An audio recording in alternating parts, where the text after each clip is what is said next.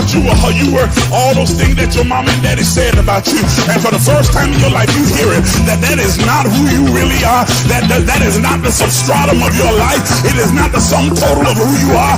It is not your identity. It's a lie. It's a lie. It's a lie. It's a lie. It's a lie. It's a lie. It's a lie. It's a lie. It's a lie. You're not wicked. You're not evil. You're not a hoe. You're not a liar. You're not a thief. You're not any of those things.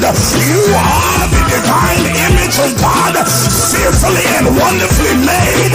You are the manifestation of God in the earth. You are the offspring of the living God.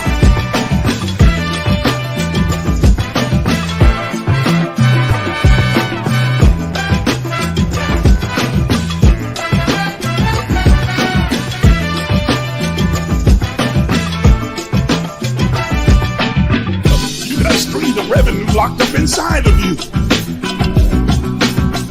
You got ideas that you haven't even tapped into yet. You got, oh God have mercy, you got ideas and concepts and innovations that are in you that you haven't even tapped into yet. You got the very extremes of revenue within you that will relieve all your frustration, all your stress, all your worry, all your doubt. You just gotta tap in to what's inside of you and begin to create and use the hands that God has given you and begin to create instead of standing like Moses and making the excuses. Stutter, because look at what I put in your hand. Use the stick that I gave you because that's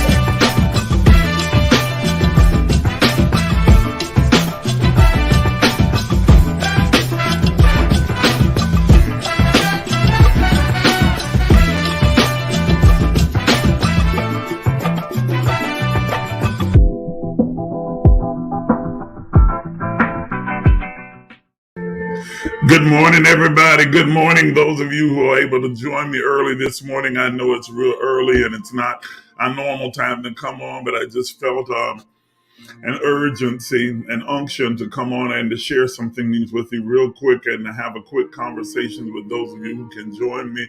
I'm not going to spend a whole lot of time, preliminaries and everything else like that. Whoever's on here is on here. Whoever's not, then, well, they just not on here. So they can catch it another time on the replay if they choose to or whatever. But I'm just going to share some things with you that I just felt a real unction and urgency to share with you. That I had a wonderful experience yesterday. Well, it's that time of year, and those of you who know, you know. So it's that time of year for those who are intuitive, prophetic, psychic, whatever terminology you want to use, as we are coming to the close of 1 year, entering into the new year, that you start having very vivid, lucid dreams, as well as visions, visitations, and so on. And so I had this really profound visitation from an old soul yesterday that said some things that have just had taken root in me and really impacted me in a very intense and deep-rooted manner. And I'm not going to share everything, but I am going to share a couple of things that just really stood out to me and I thought would be very helpful and insightful for us. A really old soul that has had several iterations in the earth realm, and the most recent one, I won't enumerate or name what that particular iteration was, because I don't want you to focus on the personality that it held when it was here in the earth, but more on what it's saying, what the soul had to say. And it began the conversation by reminding me of the oneness of soul, as well as the eternal nature of the soul. And that the the thing the soul resists more than anything else is limitations, because the soul's desire is to have or create unique experiences in this plane of consciousness, this three-dimensional earth world that we live in, to create unique experiences for God to express itself and experience itself in the earth realm.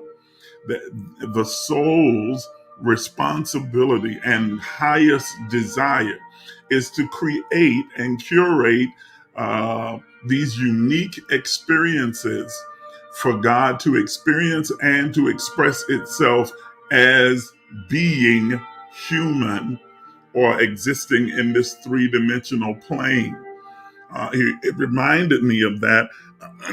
And so that it says that, nothing in your life, nothing can happen rather in your life. And I'm trying to read it and say it to you. Nothing in your life can happen which is not precisely, meticulously, strategically designed perfectly as an opportunity for you to heal something, to create something, to experience something that you wish to heal, create, and experience in order to be who you really are. Let me say that again.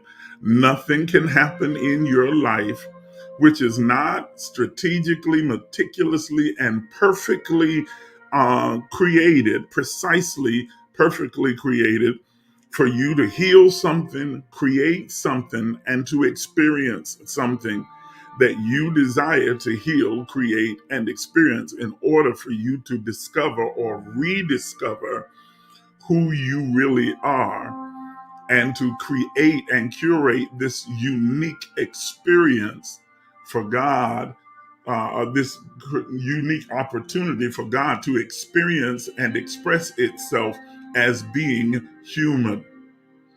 Now, that I don't know if you understand the implications of that.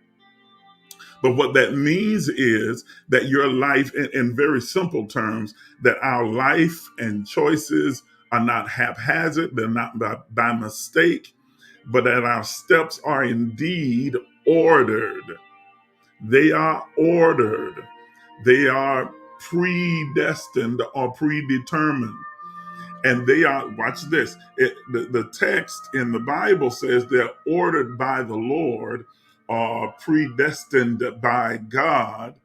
But the word Lord there, Kyrion, it literally is the plural tense. So it's really should read Lords, and Elohim is the one by God, predestined by God. Elohim, it speaks of the ethereal nature of God, that is, that God expressed as all of us. So what it is literally saying is that God, in cooperation or agreement with us as being expressions of God, the very thought or logos of God, then orchestrated, predestined, predetermined, or laid out these experiences across every iteration of life for God to uniquely express and experience itself as being human. That there aren't any accidents, coincidences, but that they are things that we, in agreement and conjunction with the divine creator, created these lived experiences, and we enter this plane of consciousness knowing that we came to have these experiences, these unique experiences, whether it is for uh, 3 days, 6 months, 6 years, 60 years, or 100 years. We've already agreed to it. I need you to really grasp the implication of that. That every soul agrees to come and have those unique experiences. And death, listen to this, death is just another experience. How you die is just another experience. It's really not death. The word death is really a misnomer. It is a changing of form or a shifting of form. It's a transmutation. Death it conjures up this idea of finality, but death is not final. It's really an illusion. It is really us having chosen a period in which we will experience transition to a different form, transmutation from one form to another form of existence, and experiencing it in different types and different um, I guess types are really the best word. Um, so whether that is in 3 days, 3 years, 30 years, or 100 years, we have all come fully knowing and agreeing to experience that ultimately as the way that we transition into the next iteration of life. But then we've also laid out a complete and total life experience designed for us to curate those experiences, to have them so that God can experience itself in those forms. And now think about again the implication, the multiplicity of humans, if you will, that have, do, and will exist in this plane of consciousness, each of them having unique experiences. Think of it like snowflakes. No two snowflakes are exactly alike. No two human experiences, even of identical twins, are exactly alike. Every one of them has their own unique genetic marker. And that is by design and by choice, so that God can fully experience the human experience and explore and express itself in human form in us, through us, and as us. Are y'all understanding what I'm saying? Is it making sense to you? I want to make sure that makes sense so that you'll catch this next piece. I shared this with a friend last night, and I also shared it with Dee Dee the other day, or was it yesterday? Yesterday, um, because it gave me a completely different perspective on the human experience. That those of us who are here and are just coming into a place of enlightenment, a place of awakening. Okay, you awakened or were enlightened or entered this plane of understanding at the precise time, particularly for you to be able to heal something, to experience something, or create something. And the heal something kind of threw me, because it's like, so are we carrying over traumatic experiences from one iteration of life to the other? But that's not the case, because if that were, that wouldn't make sense. It be really wouldn't make sense to me, because how can we be carrying trauma from one experience, one iteration of life to another? Then what's the point of having a next unique experience if I'm still dealing with an old experience? But to heal something, it's about healing what we forget.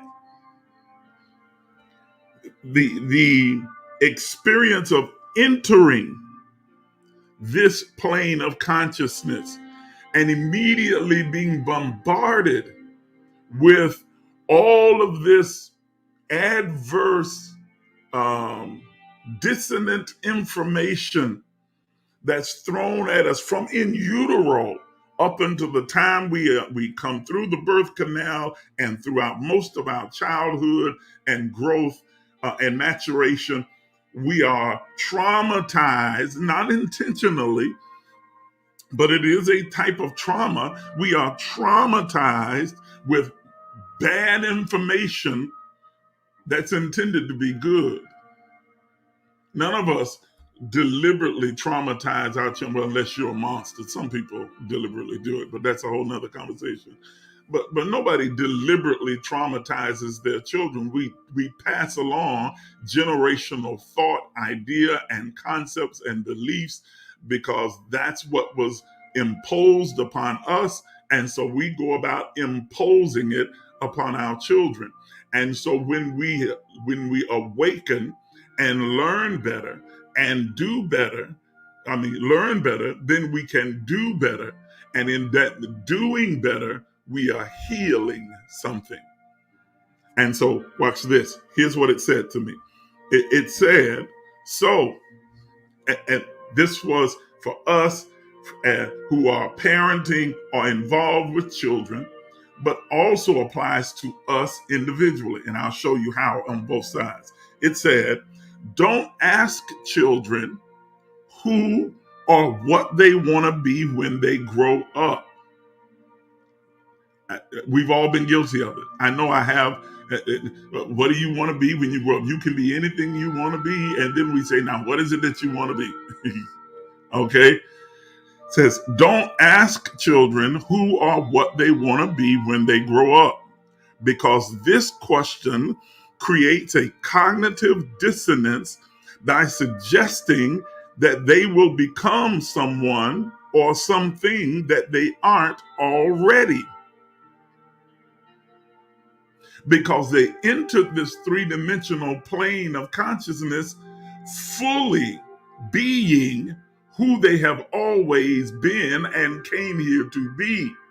But when we begin to question them about what they want to be or become when they grow up, or who they want to be when they grow up, we are creating a cognitive dissonance within their conscious mind that suggests that who they are at the moment is not who they will always be, and that somehow they need to change and become something other than who they are. Watch this. He goes further. He says, the question creates a cognitive dissonance suggesting they will and must become someone or something other than who they are right now, and begins to tether their identity to an occupation or a vocation. So they say, I want to be a doctor or a lawyer or a singer or a basketball player or a teacher.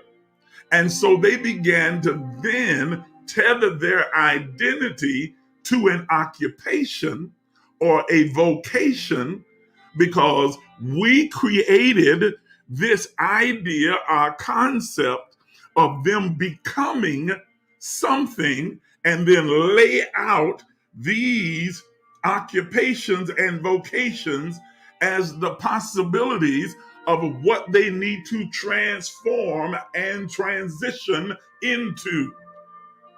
He says, but instead, he says, have them to sit and imagine the kind of life experiences they'd like to have. What experiences do they desire the most? This facilitates the opening of limitless, infinite possibilities that they can now choose how best to have and experience, and choose an occupation or vocation that facilitates the experience, rather than choosing an occupation or vocation that creates an experience. Are you understanding what I'm saying? Have them to sit and imagine, because the imagination is connected to our intuitive nature. It's the language of the soul, intuition.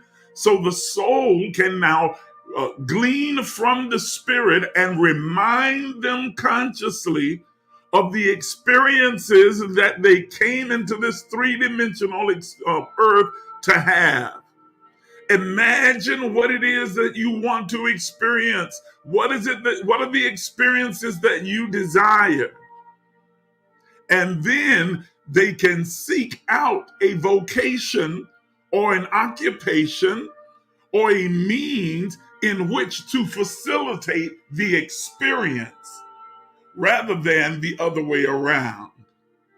They're not directed to be a teacher, a doctor, a lawyer, but to be who they have always been and came here knowing that they were, and then to seek out means to experience what they have been predestined to experience. Am I making sense? Are you following what I'm saying? And ladies and gentlemen, this is when I looked at it and began to just ruminate over it in my own mind, that it's not just applicable to children, but we can apply it to ourselves. What is it that you are being now that you were never destined to be, but you were taught to be, told to choose? This is who you need to be when you grow up.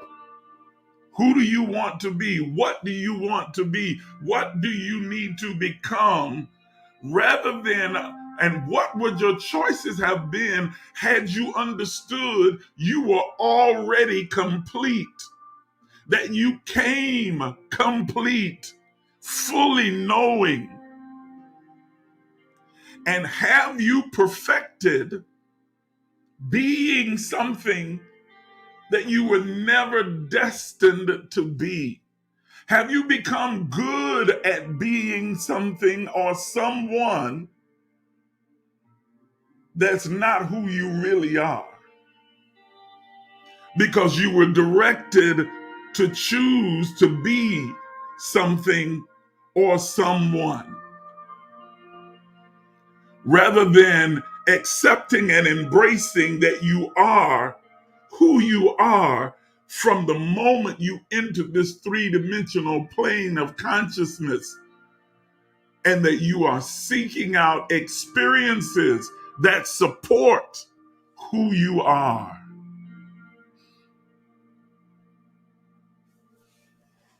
Are y'all, I don't know if I'm getting through or not. I said I wasn't going to be on for too long. It's already been 23 minutes, so I'm going to give it about another 7-8 minutes at the most, and then I'm done. Okay. Exactly, Kathy. So their occupation, as well as ours, is centered around their life and not the other way around. Not the other way. Exactly that. That our occupations and vocations and should be centered around the essence of our being, our life, our predestined intent in entering this three-dimensional plane of consciousness, and not the other way around, where we set out after a particular vocation or occupation and then build a life around the occupation or the vocation. How much of our time have we spent and invested building a life around an identity that we were forced to choose at an early age? Because within us, this cognitive dissonance was created, that who we were when we entered this earth was not who we were intended to be. And so we were immediately asked, what are you going to be? What are you going to become? Who are you going to be?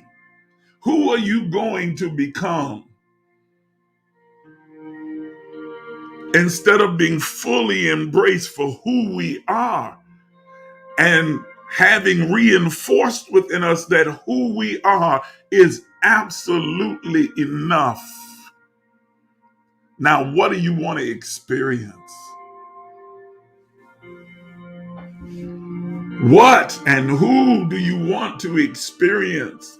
What are the experiences that you desire to have in this earth? Because those questions are aligned with purpose. Hey, each of us entering this three-dimensional plane of consciousness with an original intent, a purpose for being here. And so we help to facilitate in our children and within ourselves now that we've been awakened. What is it that you most desire to experience? Because those desires will lead you to purpose. What are you passionate about? What is it that you long to experience in this three-dimensional plane of consciousness? And then you seek out creative, innovative means of facilitating the experience that you desire to have, because it's the experience that's important, not the occupation, not the vocation, not the means. The means is to an end, and the end is the experience. This is the reason that people spend their life climbing a mountain, and when they have reached the top, they are still unfulfilled. You have the degree, you have the money, you have the possessions, you have all of these things, and yet you still feel empty and unfulfilled because they were supposed to be the means to an end. And instead, we made them the object of our desire. So now I am a doctor. Instead of being understanding that, no, I am a spirit being having an experience that's using the doctorate to have the experience.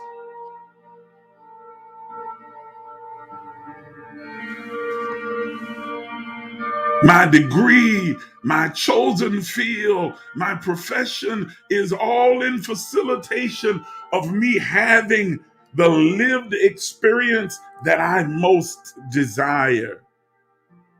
It shifts the focus away from the temporal to the eternal,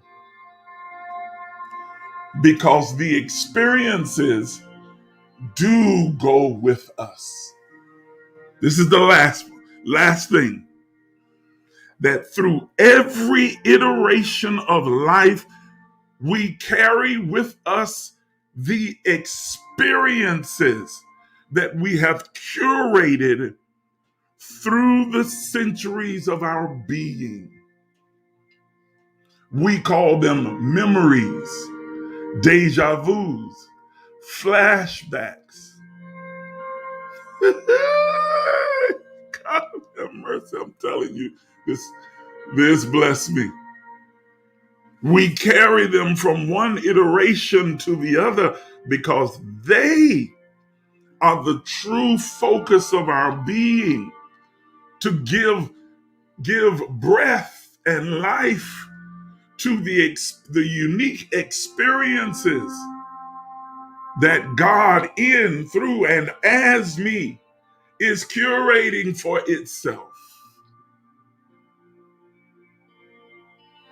Curating, stacking up, saving, gathering, collecting.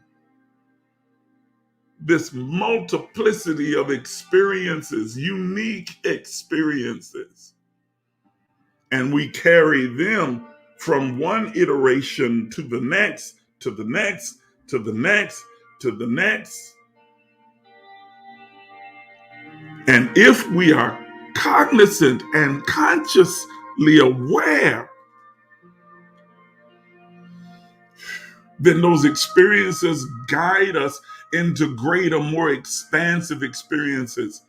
And all the time, when we are not consciously and cognitively aware, those experiences are pressing up against the soul, creating flashbacks, deja vus, and memories to remind us of who we've always been and remind us of the unique purpose of this iteration or whatever iteration of life we are in, to curate more unique experiences that follow us throughout our existences.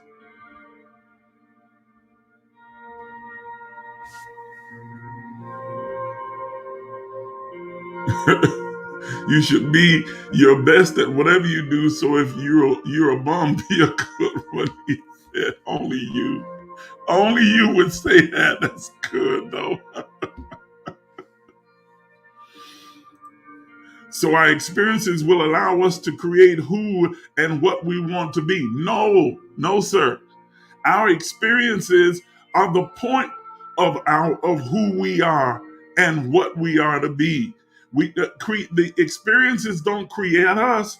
We create the experience by returning to just simply being who we've always been rather than being who we were taught to be. Are you understanding me? You came into this plane of consciousness knowing exactly who you are. You were being exactly who you are. And you were taught that who you are was not enough and was not who you would ultimately become. Not maliciously, inadvertently, with the questions of who do you want to be? What do you want to become when you grow up? Offering the suggestion that who you are is not good enough and who you will ultimately become. That you need to become something other than who you are. You got it? Okay, good.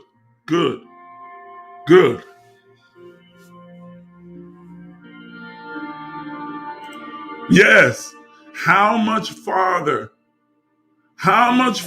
could we have been had we known at the time? But now you do know.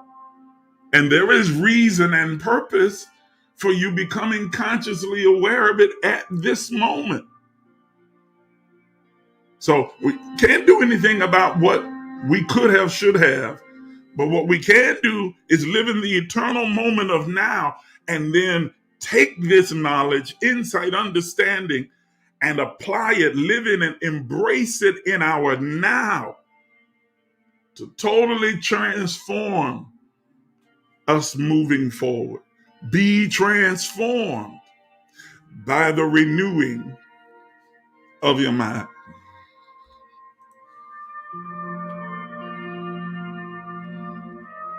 I'm trying to go through to make sure that I don't miss anyone's questions or comments. I'm over the time that I said I was going to be on. I said 30 minutes and it's been 35. Okay. Some parents make all the decisions because they have a plan for their children, but it's the parents' plan, not the child's. Instead of pushing the planning you give to your child, the choice because of it. Exactly. There is a text that is in the Bible that is so widely misunderstood. Train up a child in the way that it should go, and when they are old, they will not depart from it. And that is thought to have to do with discipline and whipping and punishment and all these things, and at least that's what we were taught coming up. And our, and many of us taught our kids the same thing: spare the rod, spoil the child. And you train them up in the way they should go. Take them to church, make them this, make them do that, make them do that. No, what it is essentially saying is that as a parent, uh, uh, in this three-dimensional plane, you should be so intuitive and in tune with the original intent of that life force energy child that has been entrusted to you for the moment, that you are offering them the necessary tools to guide them correctly down a path that leads them to fulfilling their original intent, their purpose. That means I don't teach them to become this, that, or the other. I recognize that they are already everything they need to be. So I offer them the tools: prayer, meditation, study, fasting, loving, giving. Are you understanding what I'm saying? Imagining, visioning, to help them to fully express who they already are.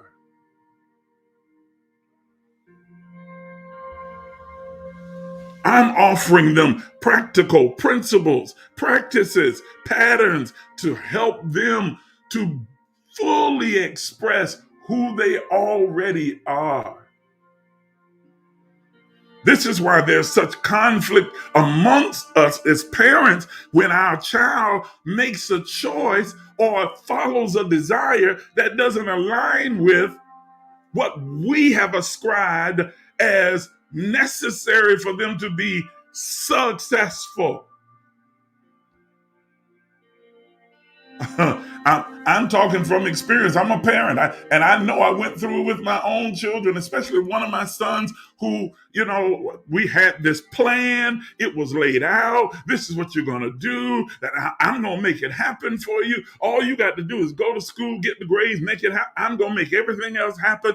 And when he made a different choice and decided to follow his passion, what he finally discovered, what it was, the experience that he really wanted to have in the earth realm, I was furious, angry, disappointed.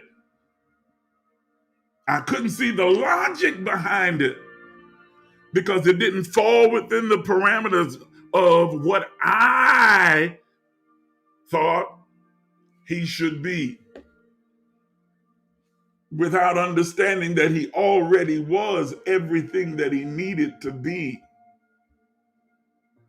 He was from the moment that he breathed his first, from the moment that he was conceived in the mother's womb. Every child is everything that they ever need to be. And my job was just to help facilitate the experiences that it came here to have.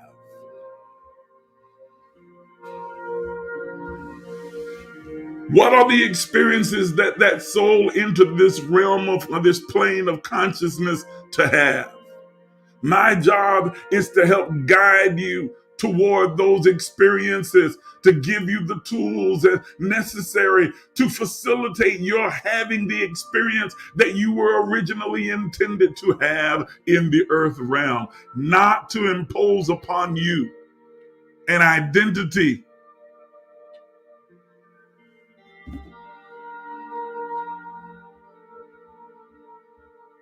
Are you hearing what I'm saying? We have to forgive our parents and no longer hold that against them and become who we really are. Yes, because we did it in ignorance. Parents, man, look, when you don't know any better, you do what you know. You do what you've been taught. You do to your children what was done to you. with the little twerks and tweak and then little twist here and there. But basically, you are repeating the cycle. Most of us don't know how to train our children. We're teaching them, passing things down that we got from our parents. Exactly. But it's not too late to change our ways as adults. I know that's right. I had to. I had to. I had to. How many relationships sour because we want so desperately for people to be or become what we want them to be or become? Not just our children, I'm talking about relationships across the board. Because they are no longer being who you desire for them to be.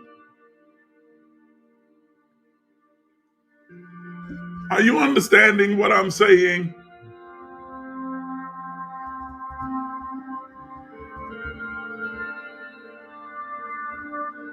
Loving a person is about allowing them the liberty to be who they are without judgment, without exception, unconditional.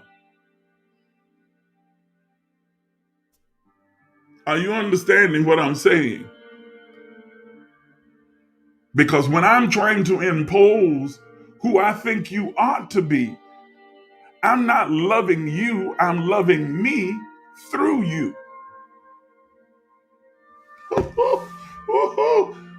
Yes, when I am trying to impose upon you who I think you ought to be, how you should act, how you should behave, how you should respond, how you should think, how you should carry yourself, then I'm not really loving you. I'm loving me through you and using you as the conduit to feed me.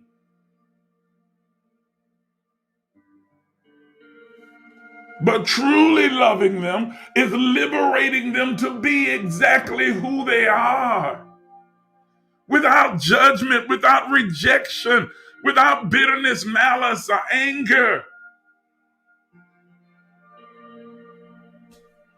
And true compatibility, yes, is connecting with those whose unique way of being is in harmony with your unique way of being. Not trying to change them or you changing for them, but uniquely expressing who you are and allowing for them to do the same and accepting, the two of you accepting fully the expression of the other, the being of the other. That's real compatibility and not just commonality.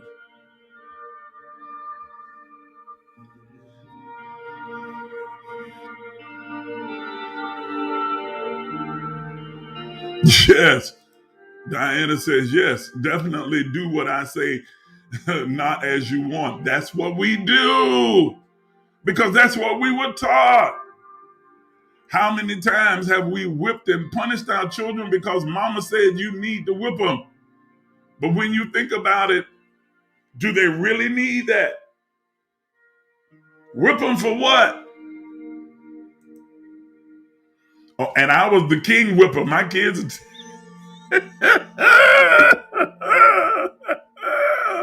Yes, Lord. Quick draw McGraw on the whipping. We parents live our lives and curiosity through our children, and they are miserable because of the cycle. Yes.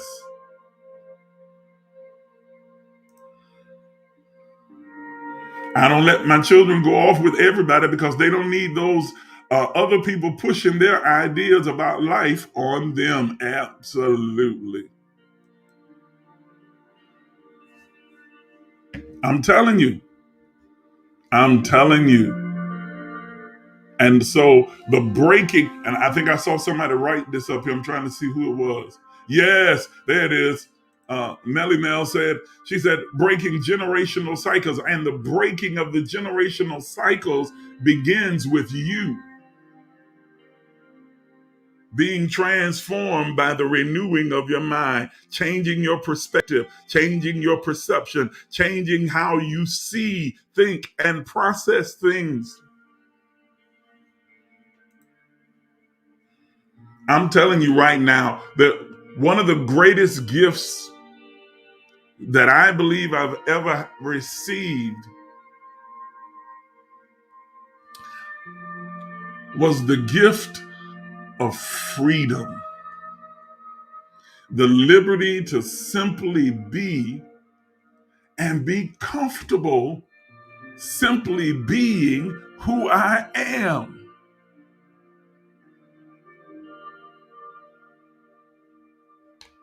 I spent a great deal of my life, not just my childhood, my adult life, longing to be loved and accepted and understood by people, to be appreciated by people. And so I became this performance oriented individual that would go out of my way to do whatever was necessary to please and make others happy because I wanted to be liked by them, accepted by them, loved by them.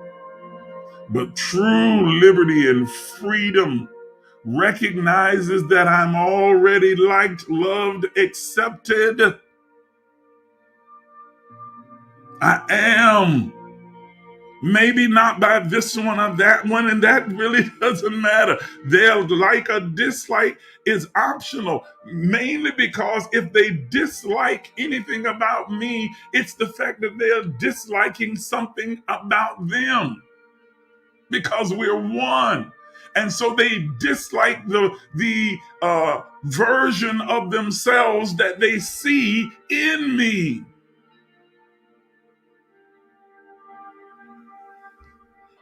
And so their awakening is not my responsibility. My journey is to continue to awaken and to live consciously aware of my being in a place of peace and harmony with Elohim.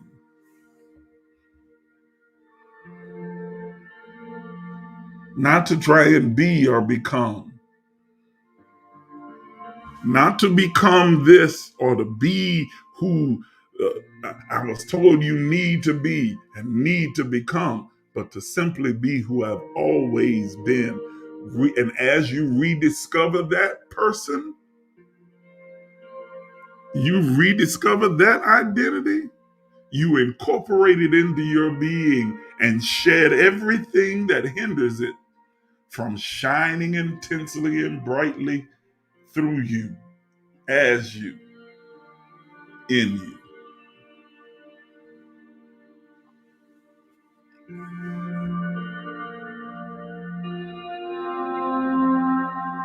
Are you hearing what I'm saying?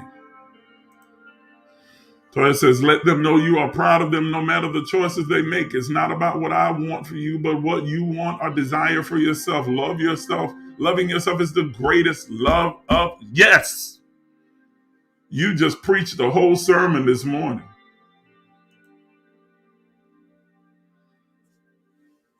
Okay?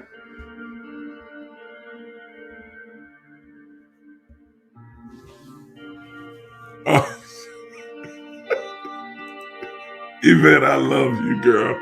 She said, like names. Why name your child Mercedes if they're supposed to be Buick or King when they're supposed to be Steve or Tequila when they're supposed to be Brandy?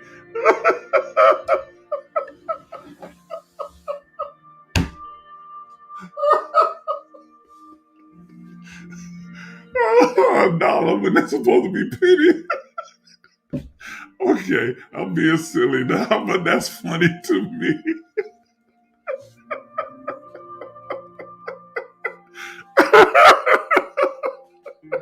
Oh, that is too funny. Oh, I swear.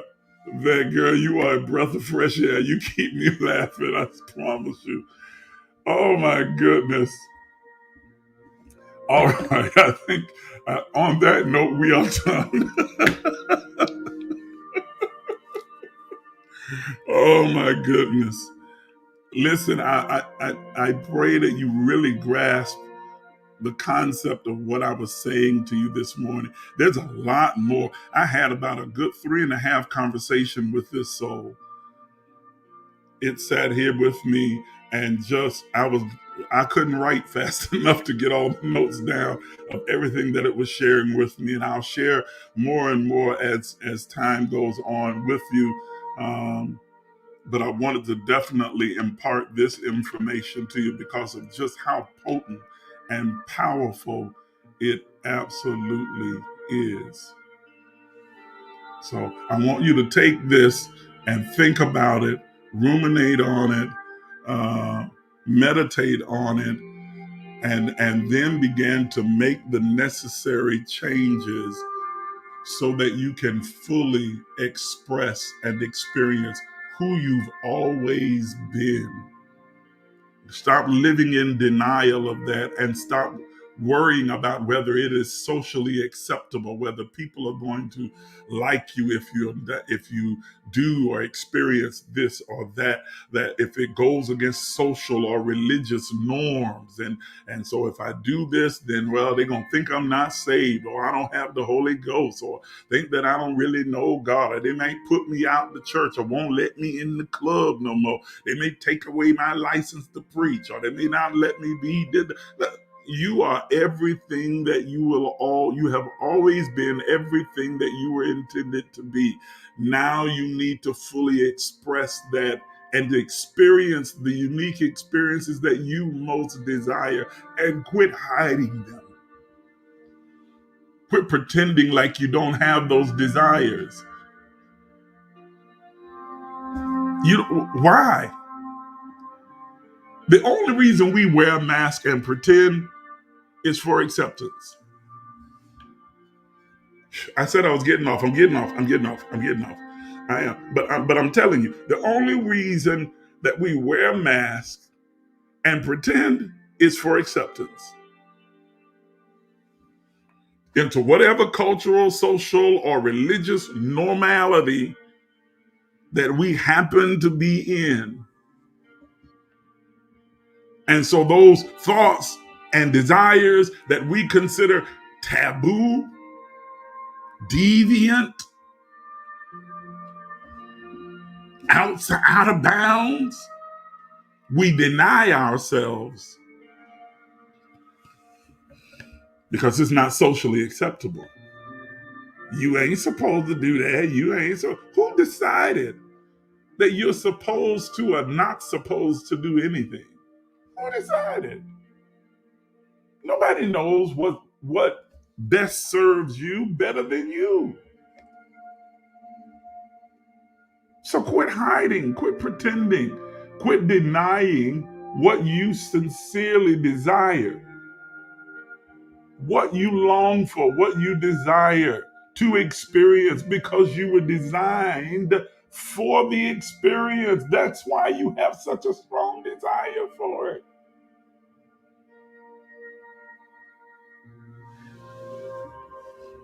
That's what I said. And I'm going to say again what always seems to piss everybody off when I say it. God is not an American.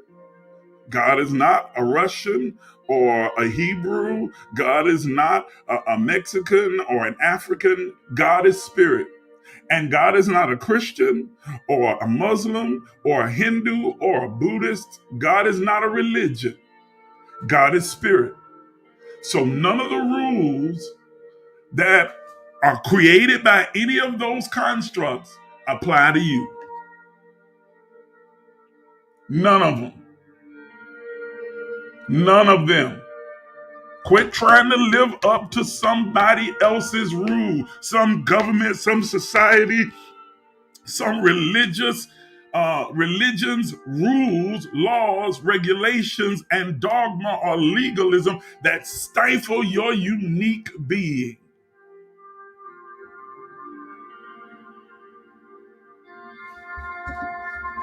Stop.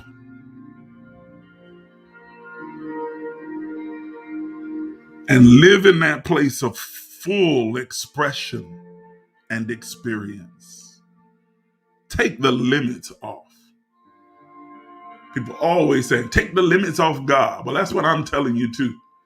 Because you're the God who needs the limits taken off. You take the limits off you. So that you as God can fully experience and express itself in this three-dimensional form, in this particular iteration of life.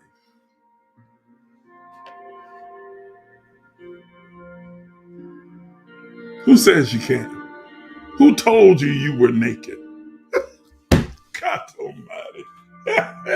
Man, I'm trying to quit. But that text right there, who told you that you were naked? Adam, where are you? Lord, I heard your voice and I was afraid because I was naked. So I hid myself. And he says, who told you you were naked? I created you absolutely the way that you were intended to be. You've been naked the whole time you were in the garden. Now all of a sudden you've become consciously aware, cognizant of your nakedness, and it caused shame. Who told you there was something wrong with you being naked? Who told you that there was something wrong with you desiring what you desire, feeling what you feel, wanting what you want, being who you are? Who told you? Who convinced you that you weren't good enough, great enough, well enough? Who told you that there was something malicious or wrong or maladaptive about who you have always been from the moment you entered the garden? There's nothing wrong with your nakedness. Are you understanding me? This is further solidified in an earlier chapter before he gets to that chapter 3. It's in earlier chapter 2. It says that when Eve and Adam were there, they were both together in the garden, and they were naked and not ashamed. They were completely, uniquely who they were created to be, without shame, without embarrassment, without condemnation, without guilt. It's time for you to be naked and not ashamed. God, I gotta get off. I gotta go. Man, it's been 58 minutes, almost an hour. It's time for you to be naked and not ashamed, to be authentically who you have always been, to fully embrace all of your desires, no matter how crazy, quirky, or off they might seem, or you've been convinced that they are, to embrace them and live in them and bathe in them and become one with them, be naked and without guilt or shame or embarrassment. Because that's who you were created. You were created naked. Naked, no guilt, no shame, no embarrassment, no humiliation, no hiding, no coverings. No coverings. The moment that guilt and shame entered is the moment that they went and started covering themselves with leaves. And what did they cover? They covered their reproductive organs. So you kill your productivity. Do you hear what I'm saying? You kill and you stifle your productivity when you are hiding behind your leaves of rules and regulations and societal norms and structure and legalism and dogma. You are covering your reproductive organs and kill your productivity, your creativeness, your innovation, because you think you have to hide who you really are. And then we pass that garbage down to our children and tell them that they have to, who they came into the earth being is not enough. You have to conform to this world, to this legalism. You need to get your fig leaves on. You need to cover yourself and be ashamed. Woo! God of mercy, I could go off on that. It's been over an hour. I said I was done 30 minutes ago. Y'all, man, y'all keep pushing me. I'm blaming y'all. It's not y'all, it's me.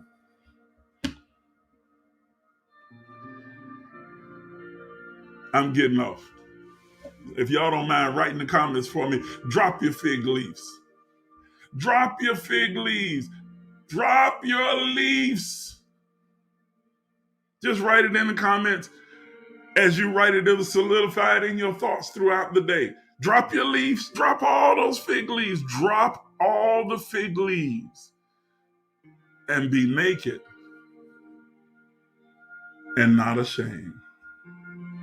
Be naked, not ashamed.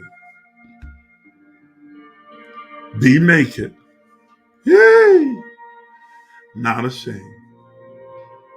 I want you to keep that in your mind throughout the entire day. Drop your fig leaf. Every time you feel yourself pulling that leaf up, covering your productivity, covering your reproductive organs, covering yourself because a religion, a culture, or society, or environment has told you, no, you're not supposed to act like this, think like this, be like this, behave like this. Drop your fig leaf. Drop it all. And be naked and not ashamed.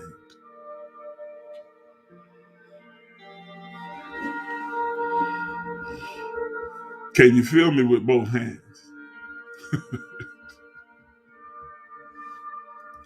Woo, woo, woo.